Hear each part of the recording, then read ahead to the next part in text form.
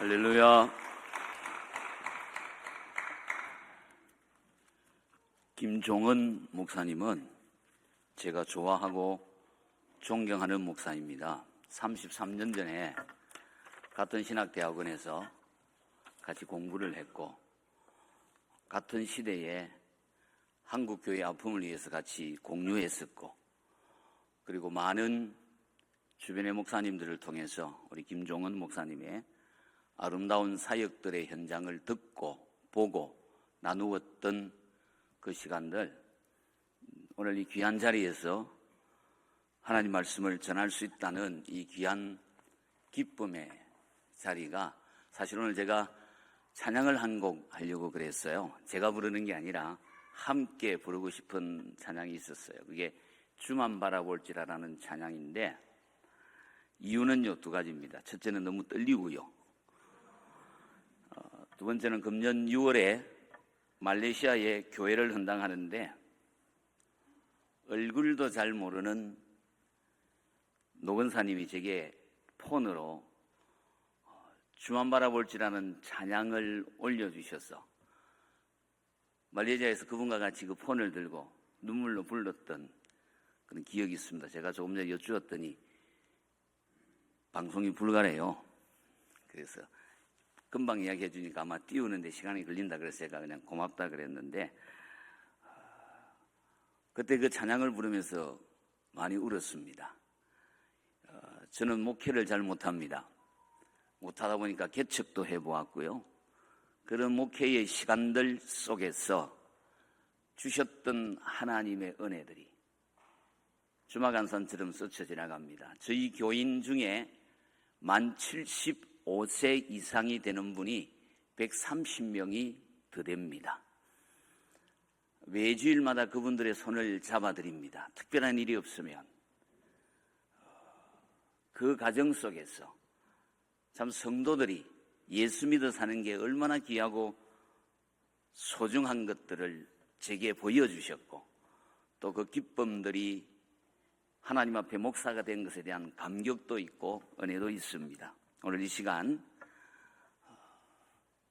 저는 외간업 아주 시골 교회의 목사입니다.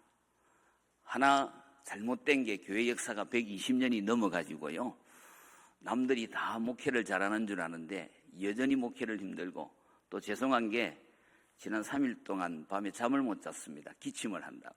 그래서 어제는 급해서 가서 코로나 검사, 독감 검사 다 했는데 당신 성질이 더러워가지고 그래 기침을 많이 한다고, 물 많이 마시라고. 지금 혹시 설교를 하다가 기침을 하면은 성질이 드러나는구나 그렇게 생각하시고 위로해 주시기를 바랍니다. 할렐루야.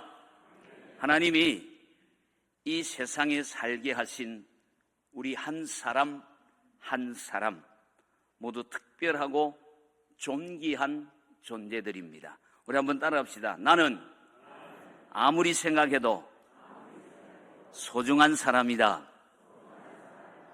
귀한 사람이다.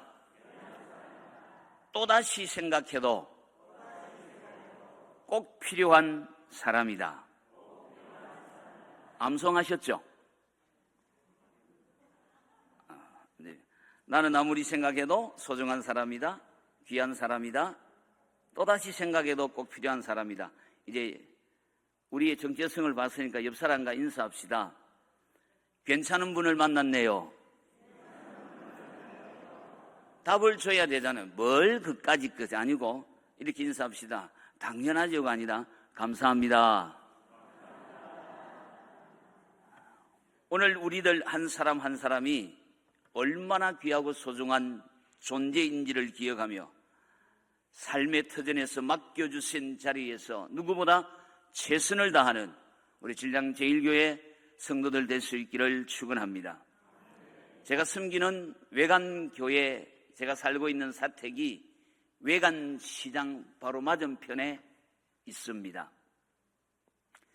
노건사님 한 분이 늦가을을 만끽하며 1일과 6일이 장날입니다. 장날에 나들이를 가는데 누군가 뒤에서 이렇게 부르더래요. 같이 가 처녀. 가치가 처녀 그러더랍니다. 모처럼 며느리가 사준 울긋불긋한 예쁜 옷을 입고 평소에 잘 안 바르던 립스틱도 좀 바르고 장을 가고 있는데 뒤에서 누군가가 가치가 처녀 그러더랍니다. 그런데 설마 크고 지났는데 그 소리가 점점 가까이 다가오더랍니다. 80이 넘으신 어르신이 조금 마음이 심쿵했던 것 같습니다. 뒤를 돌아보니 갈치가 1,000원 그러더랍니다. 오늘 제가 말씀을 전할 때 우리 주옥 같은 김종원 목사님의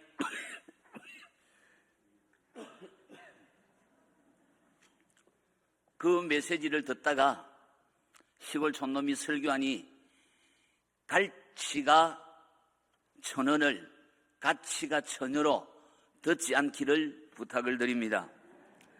저는 군복무를 신학교를 졸업하고 일반 대학원을 공부할 즈음에 지금부터 35년 전에 1991년 25살에 향토사단 창원 39사단에서 군복무를 했었습니다. 근데 훈련소 퇴소식 때 저는 제 의사와 상관없이 사단 군종병으로 차출이 되었습니다. 지금은 없어진 것 같은데 그때는 18개월 방위복무가 있었습니다. 나이가 좀 많아서 그런지 저를 방위병으로 빼주더라고요.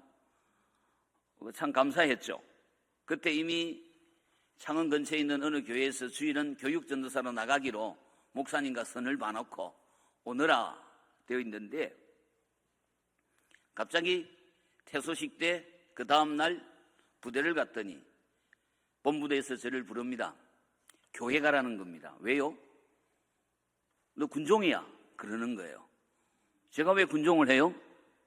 저는 안 합니다라고 대들었다가 헌병대도 갔다 왔습니다. 갔다 와서 군종참모가 부르더니 뭐라고 말씀하시느냐? 야, 내가 너를 군종병으로 모집했는데 네가 나에게 거절을 하면 너는 영창 말고 갈 데가 없다. 군종해라 그러시는 거예요.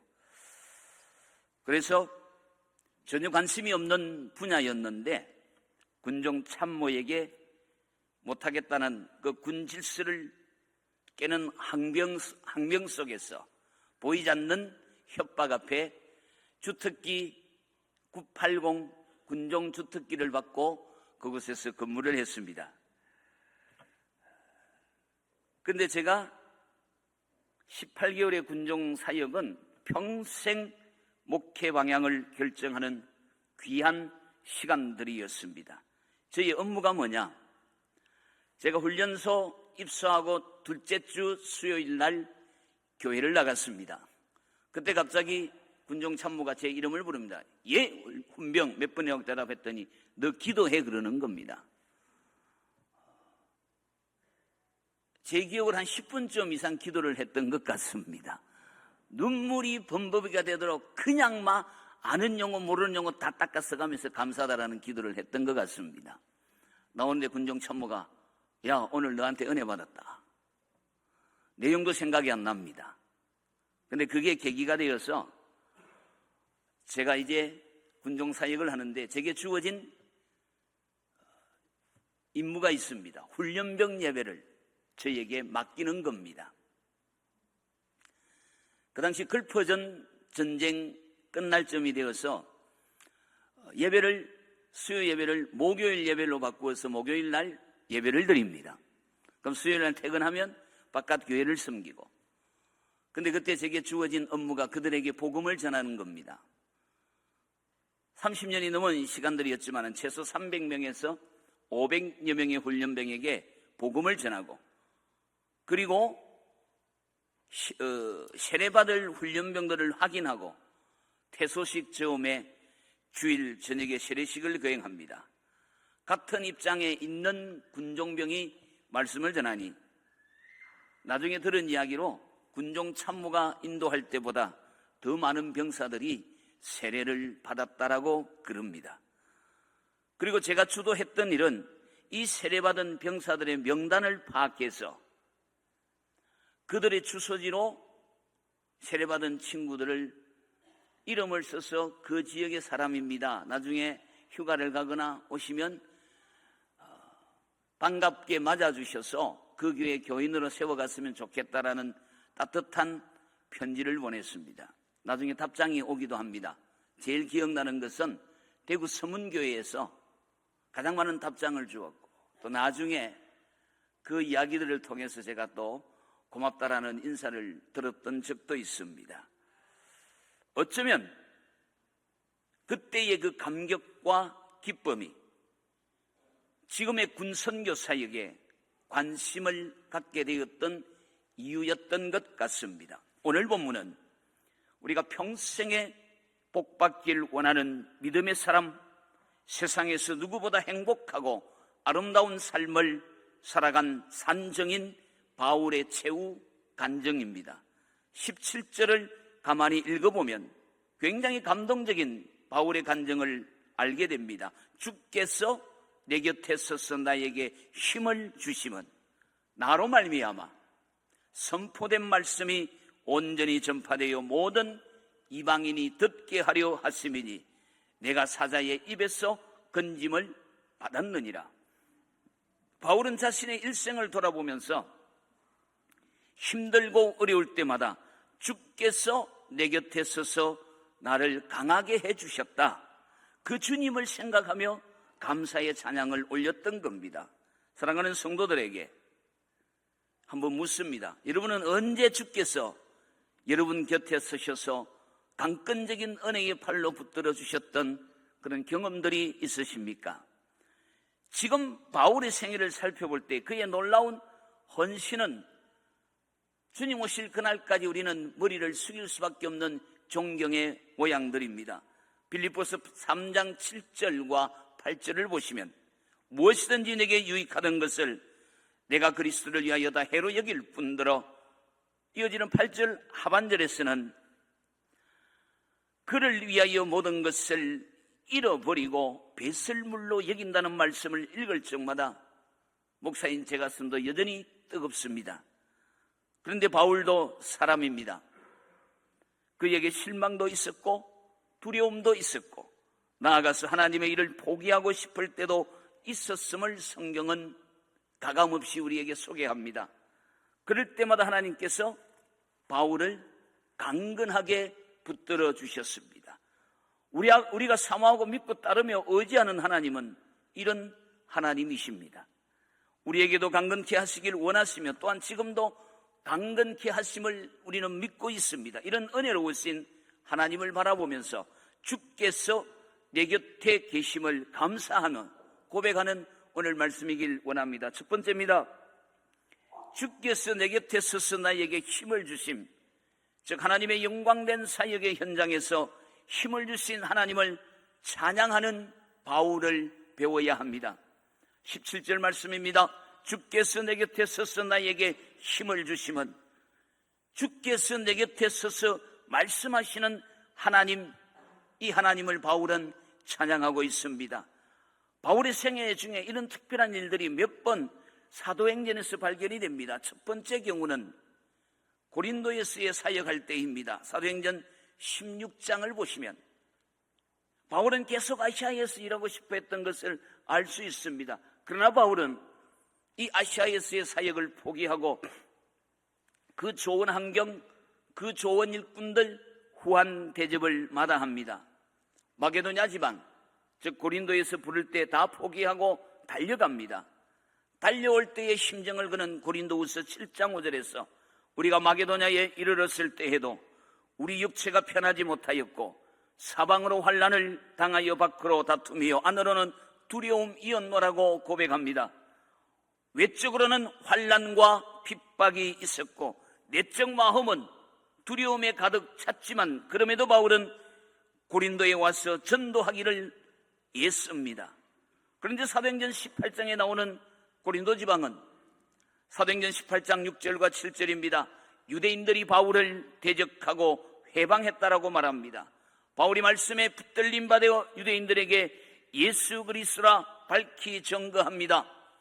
그러나 오히려 동족들이 대적하고 해방을 놓기 시작합니다. 그래도 동족인데, 그런데 그들이 오히려 더 강력하게 바울을 거절합니다.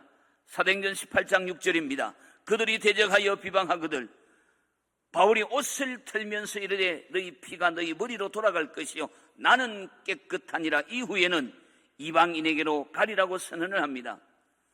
바울은 그들에게 나는 최선을 다했다라고 말합니다. 그런데 결과는 대적과 해방입니다. 바울은 고린도 지방에서 많은 상처를 받았습니다. 이렇게 실망과 낙심과 좌절에 빠져 있을 때 그 밤에 하나님이 바울에게 나타납니다. 사도행전 18장 9절과 10절입니다. 밤에 주께서 환상 가운데 바울에게 말씀하시되 두려워하지 말며 침묵하지 말고 말하라. 내가 너와 함께 있음에 어떤 사람도 너를 대적하여 해롭게 할 자가 없을 것이니 이는 이 성중에 내 백성이 많음이라 하시더라. 이때 바울은 다시 한번 성령의 은혜를 사모합니다. 오늘 우리의 사역이 특별히 한금어장 군선교 사역이 또한 땅끝까지 복음을 전하는 우리 진량 제일교회 귀한 선교의 사역이 이렇게 될 수 있기를 축원합니다. 우리의 사역 현장에 내 백성이 많음이라는 하늘의 음성이 있기를 축원합니다. 이렇게 힘주시는 하나님의 강건케 하심의 역사가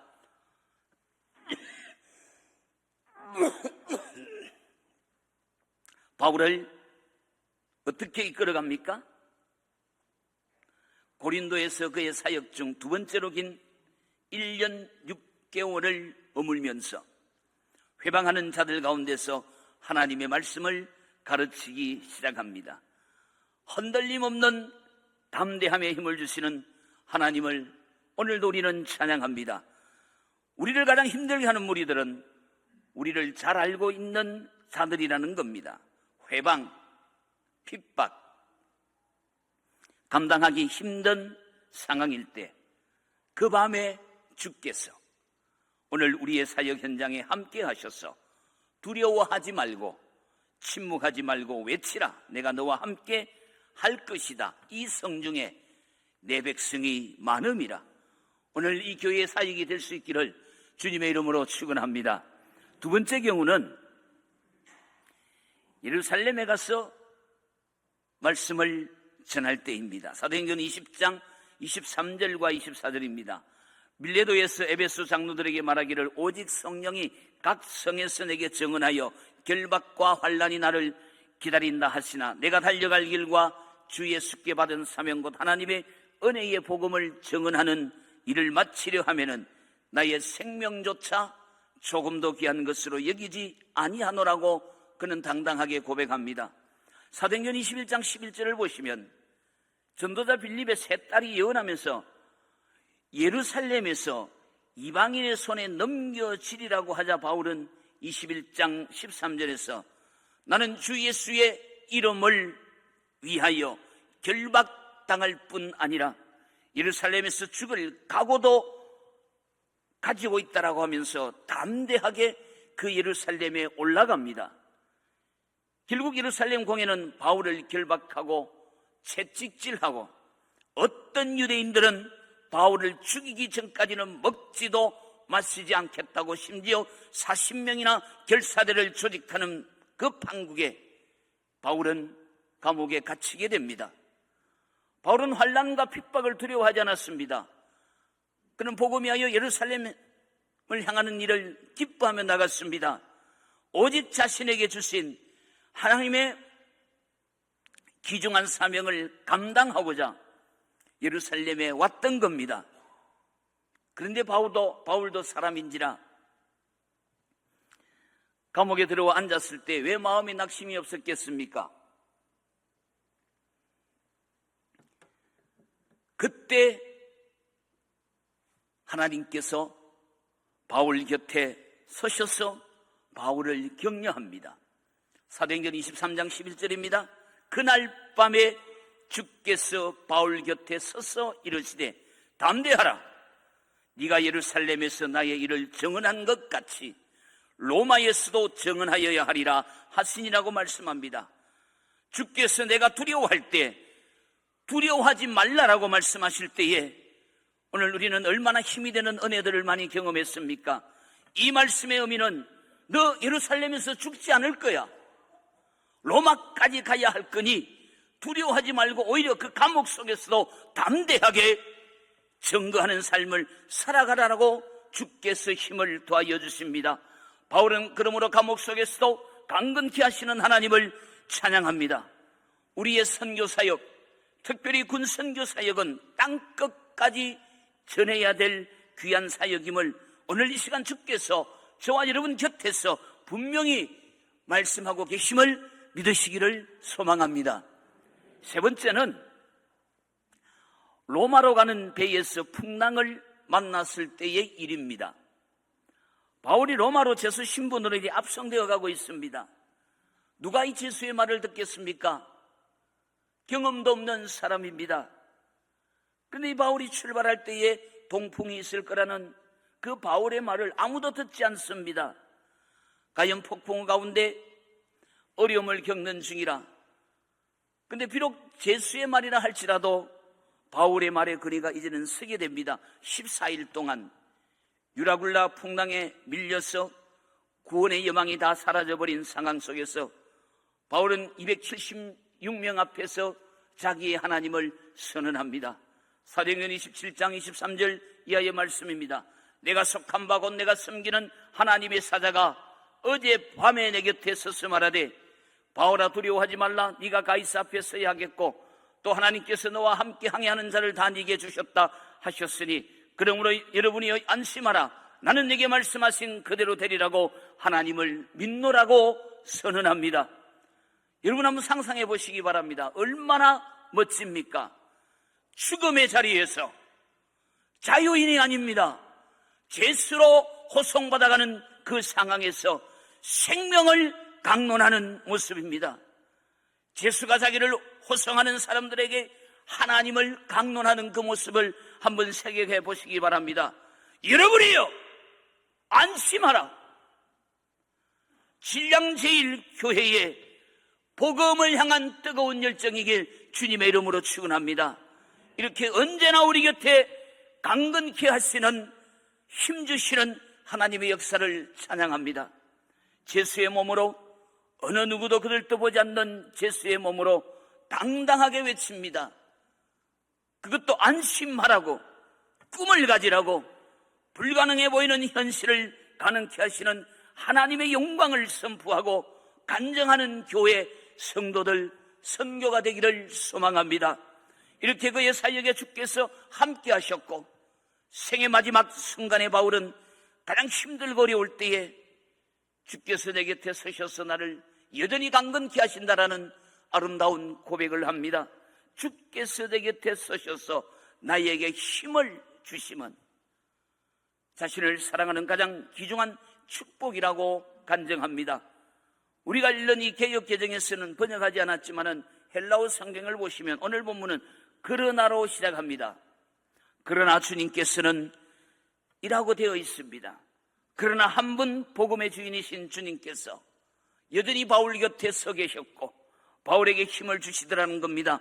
바로 앞절인 16절에 내가 처음 변명할 때에 나와 함께한 자가 하나도 없고 다 나를 버렸지만은 복음을 전하다가 붙잡혀서 재판정에 섰을 때에 바울과 함께 해주는 사람이 한 사람도 없었고 다 바울을 떠난 상황이었지만은 사람들 보기에는 바울 한 사람만 남아서 외롭게 재판을 받는 것 같았지만 우주 만물의 주인이시고 만왕의 왕이시고 최후의 심판을 하실 재판장이 되시는 예수님께서 여전히 바울 곁에 서서 바울에게 힘을 주시고 계신다는 그의 간증입니다. 주께서 내 곁에 계심은 임마누엘의 확실한 증거입니다. 주님이 나와 함께 하신다는 것은 우리의 믿음의 가장 중요한 내용입니다. 이런 간증을 우리도 날마다 할 수 있기를 주님의 이름으로 소망합니다. 이제 두 번째입니다.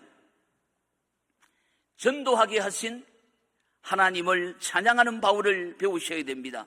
바울은 평생도록 주께서 자기 곁에 서서 힘주심, 그 강건케 하심을 은혜의 감격으로 그는 살아갔습니다.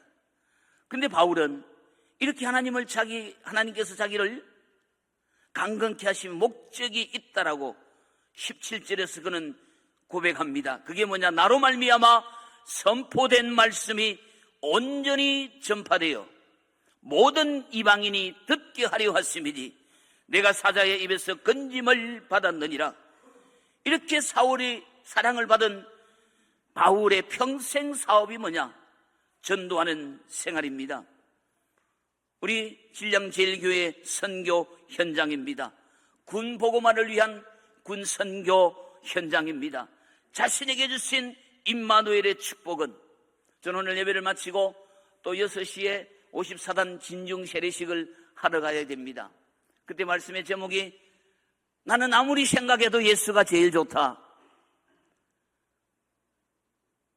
그 젊은이들에게 부족하고 둔하지만은 나는 아무리 생각해도 예수가 제일 좋아라고 그들에게 복음을 전할 수 있다라는 것. 목사가 이보다 더 행복한 일이 어디에 있겠습니까?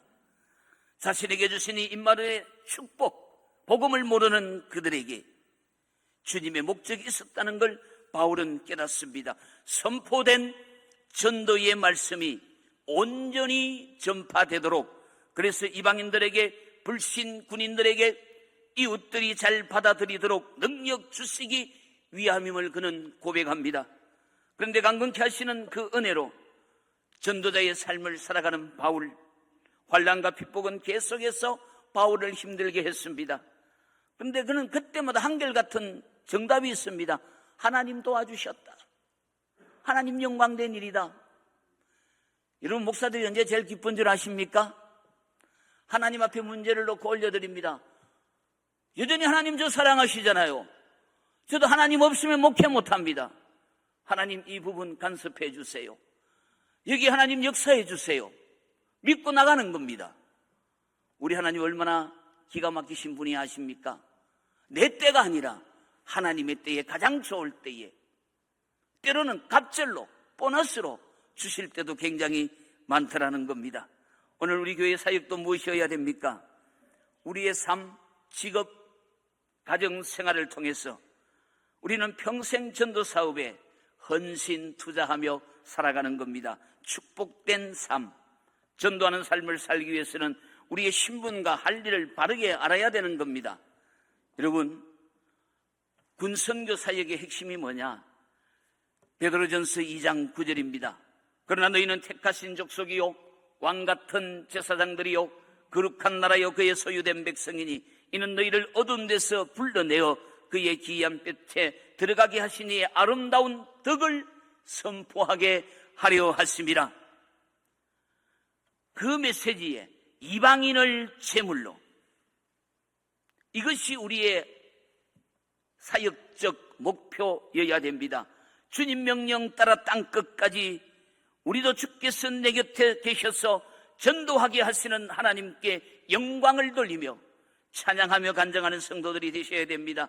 금년 3월에 대구 달서교회에서 총회 군선교 총회가 있었습니다. 그때 군종감 목사님이 설교를 하셨는데 요한복음 12장의 옥합, 향유 옥합의 이야기였습니다. 젊은 장정이 1년치 월급에 해당되는 향유를 예수님 발에 붓고 자기의 머리카락으로 주님의 발을 닦던 그 장면, 수없이 들었던 메시지, 저도 부족하지만 수없이 많은 지난 30년이 넘는 긴 목회 세월 동안에 아낌없이 전했던 메시지 중에 하나였습니다. 그리고 그 메시지가 끝나고 나면 이어지는 가룟 유다의 엄용스러운 메시지가 뒤따라옵니다. 어쩌면 이 여인은 하지 않아도 될 여인의 헌신입니다. 그가 이거 안 한다고 누군가가 비방을 할 상황도 아닙니다. 오히려 헌신 때문에 내 곁에, 내 주변에 나를 잘 아는 이들로부터 더 많은 비난거리가 될 수 있는 상황에도, 그런데 이 여인은 나의 주님만 바라보고 아낌없이 헌신 안 해도 되는데, 어쩌면 우리의 군선교가 바로 이와 같을 겁니다. 내가 안 해도 되는데, 우리 교회가 안 해도 되는데, 그런데 하고 있단 말입니다. 왠줄 아십니까? 이방인을 제물로 삼아 주께로 이끄는 이 사역이 너무나 귀하고 놀라워서 이렇게라도 하나님 나라의 영광을 위하여 내가 올려드리는 겁니다. 아마 여기가 저희 교회보다 한 조금 연세가 더 드신 것 같은데, 저희 교회가 작년에 120년이었거든요. 참 여러 행사를 하고 또 교회 역사관도 만들고 많은 일을 했는데, 가장 귀한 사역이 하나 있었습니다. 평신도들은 잘 몰라도 목사님들은 압니다. 외관교회가 얼마나 지난, 제가 부임하기 직전까지 6년을 노예가 외관교회 문제 때문에 다투었던 아픔 있는 교회입니다. 제가 부임할 때는 거의 교인들의 절반 이상이 빠져나갔습니다. 안수 집사님이 기도합니다. 뭐라고 기도하느냐? 하나님, 250명이 딴 데 갔습니다. 이거 어찌할 겁니까? 결국은 지도 6개월 만에 딴 데 가보더라고. 너무 힘들고 아팠습니다. 그런데 그들과 제가 올해 6년차 주 안에서 복음의 기쁨을 나누고 있는데, 하나님 제게 주신 비전의 은혜가 하나 있었습니다. 아주 20, 30년 전에, 20년 훨씬 전에 외관교회가 러시아에 선교사를 파송했는데 돈과 사람까지 다 잃어버렸습니다. 법적으로 결의는 하지 않았지만 우리 교회는 다시는 파송 선교사 안 보낸다. 갔더니 협력 선교사만 엄청나게 많이 하고 있습니다. 우리 교회는 아주 작은 교회인데요, 제가 보니까 한 달에 해외 선교 사역비만 한 390만 원이 나가더라고요. 1년 해보니까 적은 돈이 아닙니다. 그런데 여기다가 제가 2년 전에 우리 선교사 파송하자. 그런데 말입니다, 우리 10분의 장로님이 계시는데 한 번도 반대를 안 하네요. 아멘이다라고 대답을 합니다. 너무 감사한 거예요. 선교사 파송 이야기만 나와도 펄쩍 뛰시던 이분들이 선교사 파송하자 그랬더니 아멘이라고 말합니다. 그래서 GMS에서 젊은 선교사를 데리고 와서 저와 1년을 사역했습니다. 사역이 끝날 점에 태국 파타야가 어딘 줄 아시죠? 잘 모르시면 그 TV 방송에 들어가 보시면 태국 여행 노는데 거의 파타야가 안 빠지고 나옵니다. 그 파타야에다가 580평 부지 위에 선교센터를 짓자라고 제가 제시를 했습니다. 멀뚱멀뚱 쳐다봅니다. 할까요 말까요? 고개를 숙이고 합시다 그러는 거예요. 진짜요? 예. 그렇게 해서 그곳에 선교센터를 짓자라고 2층 건물을 짓습니다. 1층은 공부방입니다. 2층은 파송 선교사 잘방입니다. 옆에 교회가 있습니다. 그 옆에 식당을 짓습니다. 그 옆에 게스트룸을 짓습니다. 그걸 뭐든 다 만드는데 건축 경비 우리 돈으로 2억 2천만 원이 넘게 되는 쉽지 않은 일입니다. 지난 6년 동안 교회가 내적 어려움으로 지쳐있는, 불신으로 꽉 차있는 교회의 상황인데 당회원들이 마음을 움직이기 시작합니다. 선언을 했습니다. 노건사님 두 분이 죽기 전에 교회 한번 짓고 싶어서 쌈짓돈을 모았던 것 같습니다. 그분들이 쌈짓돈이 제 기억으로 4천만 원이 헌금이 되어졌습니다. 그래서 그것을 밑거름 삼아서 선교 헌금을 작정도 안 했고요. 2달 동안 선교 헌금 합시다라고 선언을 하고 하나님 앞에 맡기고 기도하기 시작했습니다. 자발적으로 한 분, 두 분, 제가 오늘 오기 전에 파악을 했는데 한 170여 명이 여기에 동참을 합니다. 안 해도 됩니다. 목사님, 우리에게 선교사 보내가지고요 폭삭 망했는데 또 하자고요? 안 해도 됩니다. 내가 안 해도 되는데 그런데 모든 분들이 그럼에도 헌금을 드립니다. 작정도 한번 안 했습니다. 그냥 자기들 마음껏 하나님 앞에 물질을 드렸습니다. 주님의 그 큰 사랑, 그 은혜 가운데 너무 소중하고 귀하니 함께 드리는 겁니다. 왜 안 해도 되는데 저도 놀라고 장로님들도 놀라고 충분하게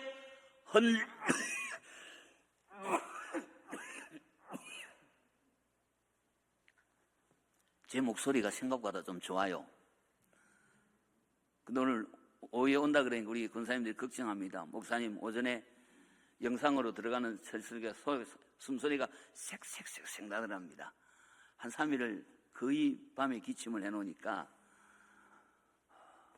그래서 제가 들어봐도 우리하고 앰프가 시스템이 다른데 제 목소리가 굉장히 좋아 보입니다. 잘 들리는데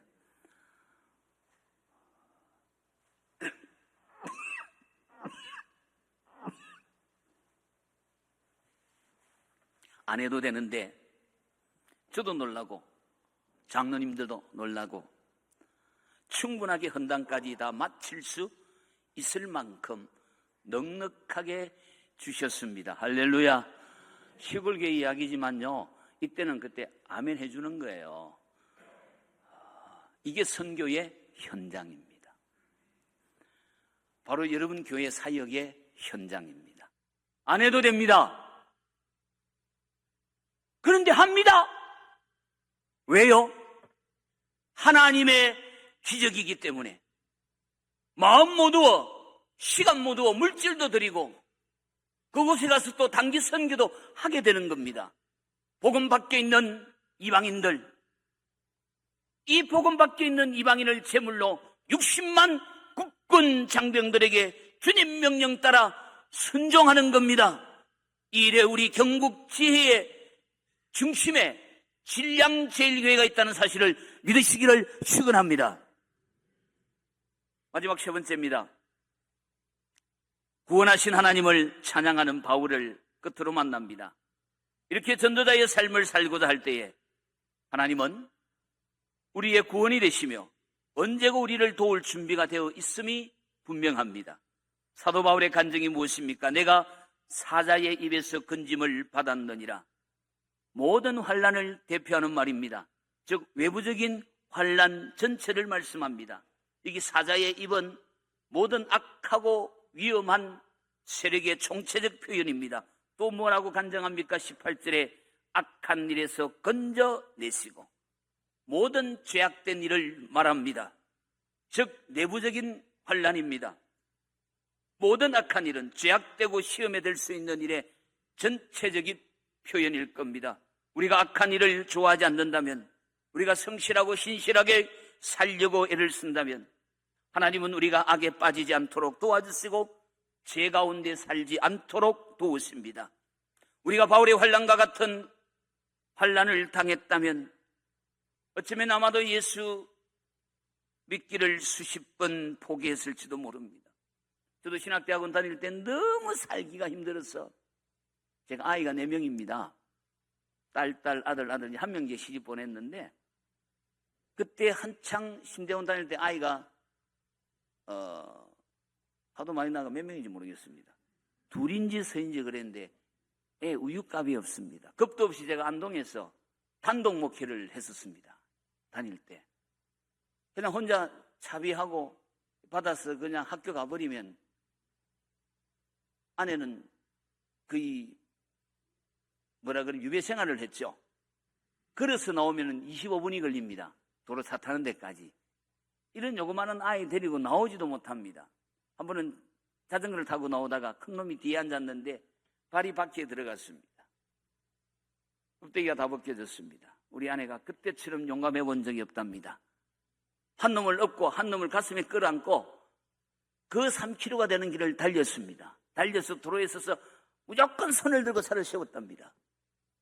그 용기가 어디서 나왔는지 너무 미안한 거예요. 아내한테 내가 왜 이렇게 아내를 고생시킬까? 너무 힘이 들어서 그때 넋두리로 한마디 했습니다. 언제 엄마 나 신학 안 할래? 목사 안 됐으면 좋겠어라고 했습니다. 말이 없습니다. 아내가. 몇 총과 몇 불이 흘러 지나갔습니다. 저를 보더니 이렇게 말합니다. 전도사님, 당신이 목회길 안 한다면 내가 왜 당신하고 결혼했겠어요? 당신이 이 길 간다고 그래서 내가 누릴 수 있는 좋은 거 다 내려놓고 갔는데 그건 아니잖아요. 그건 아니잖아요. 너무 힘이 드니까. 어쩌면 아내가 오케이 그랬다면은 모르겠습니다만은 아니다라는 거예요. 너무 힘들었기 때문에 목사 안 하고 싶었습니다. 그런데 하나님은 이런 환난과 연단을 통해서 소망을 이루시도록 언제나 도와주시며 결국은 주님 손에 쓰시도록 좋은 도구로 우리를 이끌어 가시더라는 겁니다. 신실한 전도의 사역, 선교의 사역을 감당하고자 하는데 하나님은 우리를 왜 아니 도우시겠습니까? 도우심의 결론이 뭡니까? 18절입니다. 그의 천국에 들어가시도록 우리를 구원하실 겁니다. 말씀을 맺습니다. 결국 그의 간증의 결론이 무엇입니까? 그에게 영광이 세세 무궁토록 있을지어다입니다. 그에게 영광이. 제게는 기가 막힌 표현입니다. 우리 어르신 한 분이 90을 바라보시는 분인데 매주 교회 오시면 제일 먼저 주보를 봅니다. 한두 주 이름이 빠졌어요. 감사헌금 명단에. 막 부목사를 잡고 막 달달달달달달달 볶습니다. 근데 한 주만 했으면 괜찮은데 2주 연속 빼버렸네. 뺀 게 아니라 나중에 제가 조금 시간을 들고 어르신은 이야기했더니 집에 가서 곰곰이 생각해 보니까 내가 이름을 안 쓴 것 같아. 그래 해결은 잘 됐는데 의외로 많은 어르신들이 주보에 헌금의 명단에 이게는 그런 분 한 분도 없지요. 헌금에 자기 이름 빠지면요. 첫 번째 의심. 돈 수급하는 그 장로가 떼먹었다. 두 번째 의심. 목사님이 떼먹었다. 목회하다가 제일 많이 들었던 경험했던 것 중에 하나입니다. 그런데 오늘 말씀의 결론으로 보니까 그에게 영광이. 반면에 어떤 노건사님은 이제 천국 가셨는데 2년 되셨는데 94세에 천국을 가셨는데 그분은 하나님 앞에 살아왔던 그 올고전 삶이 사람이 인정을 해주지 않아도 우리말로 주보에 헌금 명단에 이름이 빠져도 언제나 그분은 감사하고 있습니다. 남은 생에 하나님의 영광을 위해서 사는 귀하고 아름다우신 그런 분도 계시더랍니다. 이걸 가지고 누가 믿음이 있느냐 없느냐의 말이 아니라 어쩌면은 우리 모두에게 그에게 영광이라는 이 기막힌 표현, 그것도 세세토록 영원토록입니다. 이게 우리의 결론이었으면 좋겠습니다. 그리고 바울은 오늘 말씀의 결론을 아멘이라는 말로 간증을 마감합니다. 말씀을 이제 맺으려고 합니다. 제가 세례식 읽다 그래서 제가 10분, 한 문간 2장을 뺐는데, 제가 초등학교 때, 지금부터 한 47년 전쯤이죠. 경남 지역에 있는 한 지역의 축구 대표였어요. 난 내가 잘하는 줄 알았는데, 어느 날 보니까 김종원 목사님 보다 한 수 위더라고요. 그래서 어릴 때부터 축구를 좋아했는데, 그때 6학년 때입니다. 지역의 대표가 되다 보니까 학교에서 깡패입니다. 제가 운동장에 가는 날 모든 아이들은 다 비껴놓습니다. 그러면 점심시간 그때는 풀로 공을 찹니다. 근데 그날 교장 선생님이 오셨어요.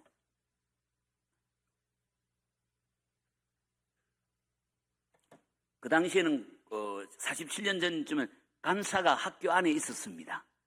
갑자기 야 정국효 우리 집에 가서 내 운동화 가져와 그러는 거예요. 그런데 말입니다. 교장 선생님이 내 이름을 아신다? 콧노래를 부르며 운동화를 가지러 갔습니다. 내 이름 아시죠? 그 많은 사람들 중에 내 이름을 아신다? 그때 그 13살짜리가 가졌던 그 흥분과 감동, 지금도 여러분에게 기쁨으로 이야기할 수 있습니다. 주님이 나만 기억하시면 좋간데 사람은 몰라줄지어도 주님이 나를 알고 계시는데 내 이름 기억해 주시는데 그것 안 하면 충분하다고 말할 수 있는 오늘 우리 신량제일교회 전도의 사역이며 교회의 사역이며 또 신량제일교회와 함께하는 우리 경북 군선교회 아름다운 사역이 될 수 있기를 주님의 이름으로 축원합니다. 하나님 아버지, 내 이름 기억하시는 하나님 한 분으로 만족하며 사는 우리의 인생길 되게 하옵소서. 예수님 이름으로 기도하옵나이다. 아멘.